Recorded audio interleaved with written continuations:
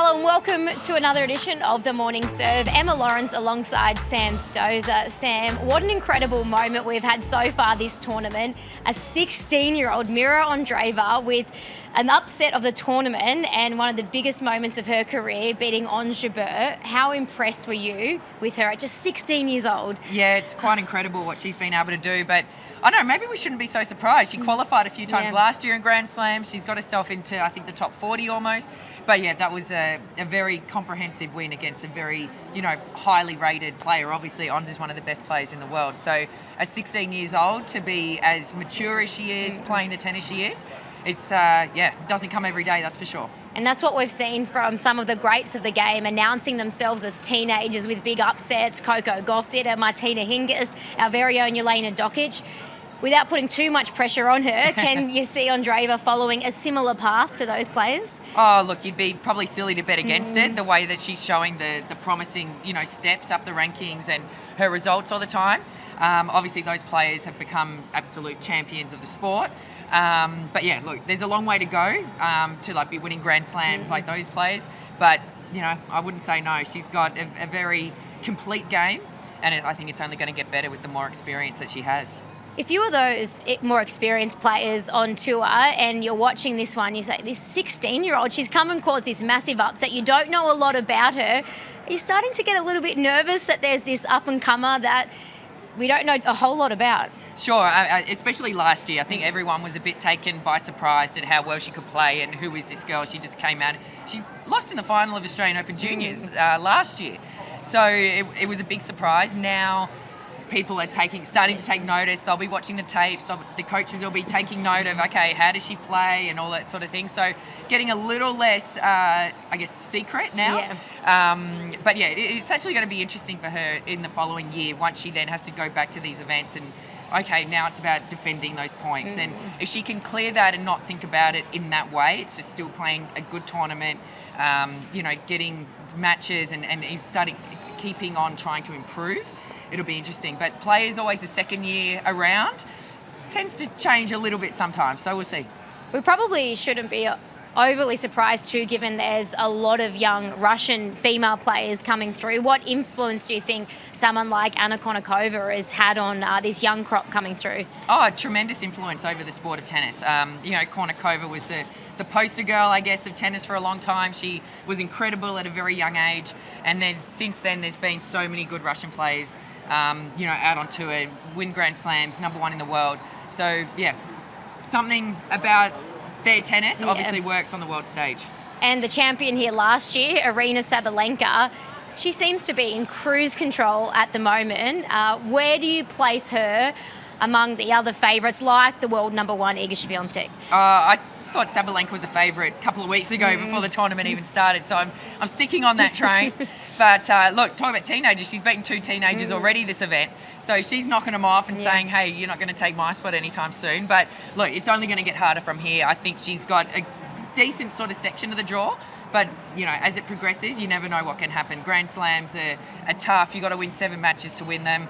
Anything can happen. It's you've got to play very well over a 2-week period. But I think she's definitely one of the hot favourites. So when do you think she will genuinely be tested? Do you think it's sort of not to that semi-final mark? Oh, potentially a 4th round. If everything sort of goes to plan as the draw works out. She's got Andreeva in the quarters. And then, surely by semis, you're going to have some pretty competitive matches, at least on the scoreboard. So, look, I think she's playing exceptionally well. I've been really impressed with her serve dominance, her ground strokes. She looks completely focused. So we'll see. Given she is so dominant up against Tsurenko tonight, what does she have to do if she's to find any kind of weakness in Sabalenka's game, if there is one at the moment? Oh, look, Tsurenko, she's played on tour for a very long time. She's a smart player. She doesn't have the big weapons like Sabalenka does or some of the top players, but she's been around a long time. She's always been very consistent, around 40 to 60 in the world, but she's going to have to play exceptionally well, really minimise all the errors and try and combat Sabalenka's firepower, which isn't going to be easy, but if she has the match of her life, we could have maybe a close set or so. Let's talk about Storm Hunter. We are all so excited. She typically has spent most of her career playing doubles, but now into the third round in singles, coached by Nicole Pratt, who you know very well. What influence do you think Nicole has had on Storm Hunter's career so far? Oh, I think Pratty's had probably the biggest influence on Storm's career out of everyone. Pratty's been in her corner since she was about 17 years old. She's seen all the low points through her injuries and illnesses that she's had to overcome, her rehabbing, and then starting out on tour literally from scratch again. So Pratty's always working with her down there at the NTC. I've seen them on court hundreds of times, and she's a big believer in Storm's game. And now that Storm's got to this point of number one in the world in doubles, she's having lots of success there. It is starting to really pay dividends for her singles. She's so much better than her ranking of 180, so I don't think it's a big surprise in our Australian tennis world that she's qualified and now made it to the third round. Pratty's a phenomenal supporter. She's a great coach, and I'm just so pleased for Storm, but I'm really pleased for Pratty as well to now be, seeing all that hard work of someone that she's put time into really paying off. And just how important is that player-coach relationship, particularly given now that we can have that on-court coaching? Well, you've got to really trust your coach, and it goes back and forth. It goes two ways. Lots of people have always coached anyway, so now it's legal. It's just easier to hear things, and it can be quite interesting hearing that interaction between coach and player. Obviously, the player's still got to be able to do it all and put it into play, but sometimes it's just about reassuring you about, yes, you're on the right track, you're doing well, you're playing well, stick at it. So it really depends on the day and the moment of what influence it can be during the match, but having a solid coach behind you week in, week out, you always just, you get those little improvements along the way. So it's obviously if you can have a coach there every single week, it's a bonus. I know you said that some did it anyway, but now it is legal. But how much do you think that on-court coaching really has changed the game? Well, I think, as a fan or a spectator, I think it's, really interesting to hear the comments back and forth. Even some of the matches I've been commentating, you hear them and you try and listen, you're like, oh yeah, I agree with that, or maybe not, but it's just an interesting element to the sport. Obviously, tennis has always been quite unique in the fact that you can't coach during the event. But I think for whatever reason, like I said, it was happening anyway. Just open it up, let it happen, and don't worry about the warnings anymore for coaching. How far will it go, though? Because Aryna Sabalenka even has a data analyst in her team. Does it get to the point where everyone's got to the point they've got a data analyst and everything going on GPS or whatever it is? Like, what's the limit? Well, who knows what the limit is? Things are always progressing. It's phenomenal what we can do in tennis now. But I think having data analysts travelling the world with you or to big tournaments is pretty unique. Only the top players can probably afford that. We're very lucky here, actually. Storm actually has someone doing that in her box as well, from Tennis Australia. So look, a lot of coaches really rely on all that data. Some take little bits and pieces. So I think it really depends on the coach and the player how much you really want to use, but it makes for some pretty interesting statistics. And from one Aussie to another, Alex de Minaur, wow, in career best form, number 10 in the world at the moment. What would you say has been the key difference, if you can put your finger on something that's really crucial to just how incredible he's been?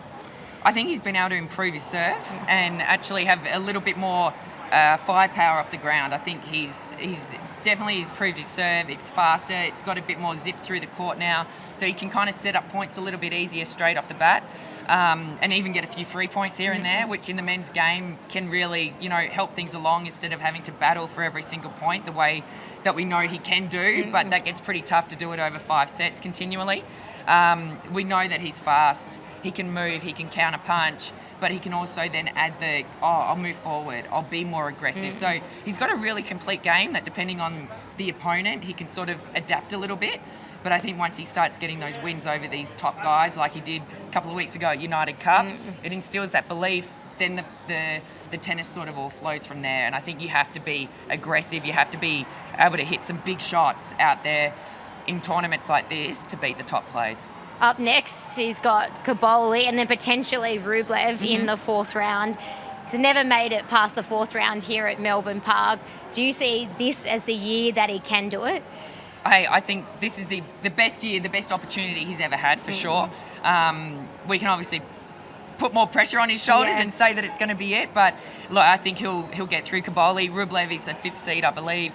He's a very talented player. He's going to be tough to get through. But like I said before, I think Alex has really elevated his game. And I think if there's an opportunity right here this year, it'd be fantastic to see. Fingers crossed. We know obviously Novak Djokovic, the hot favourite to win his 11th crown, but some of these young ones coming through, we've been talking about for a while, like Carlos Alcaraz, Jannik Sinner, but Jannik, one of the most, or perhaps the most informed player in the men's draw coming into this tournament, knocked off Djokovic twice at the back end of last year.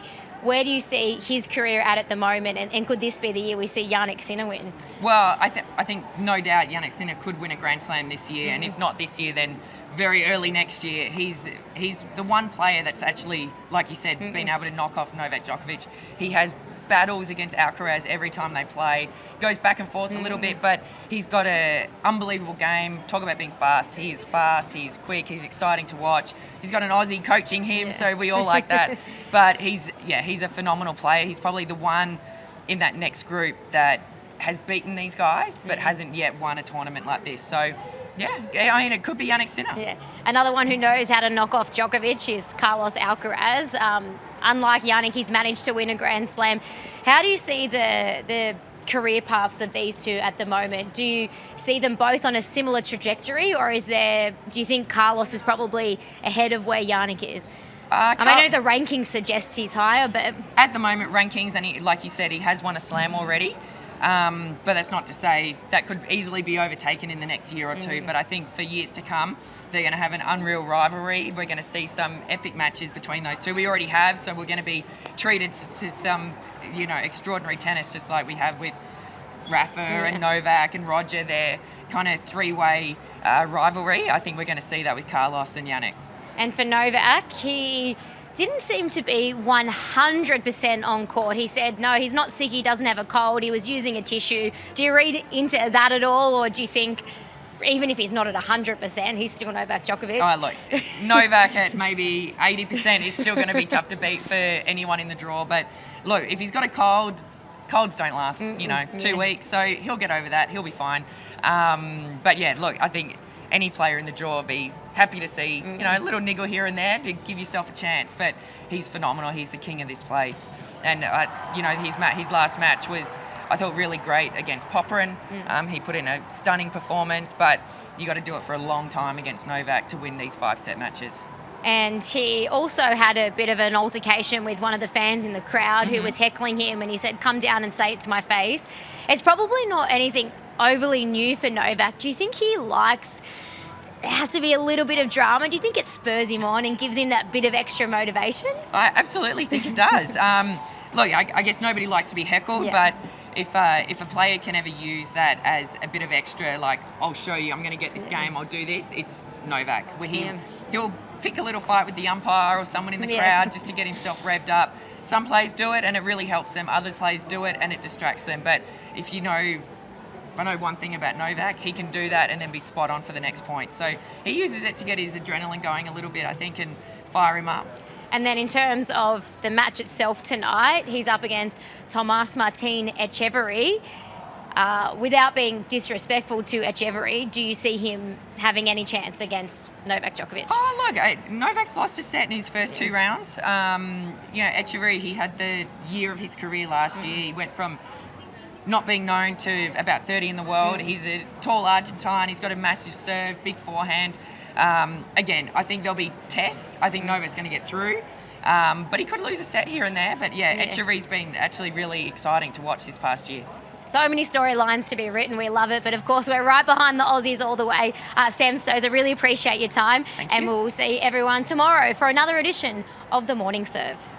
Wide World of Sports is your home of the Australian Open. With highlights of every match of the AO, the on-court interviews, and every day with the Morning Serve, you'll be ahead of the game. So click that subscribe button so you don't miss a thing this Australian Open.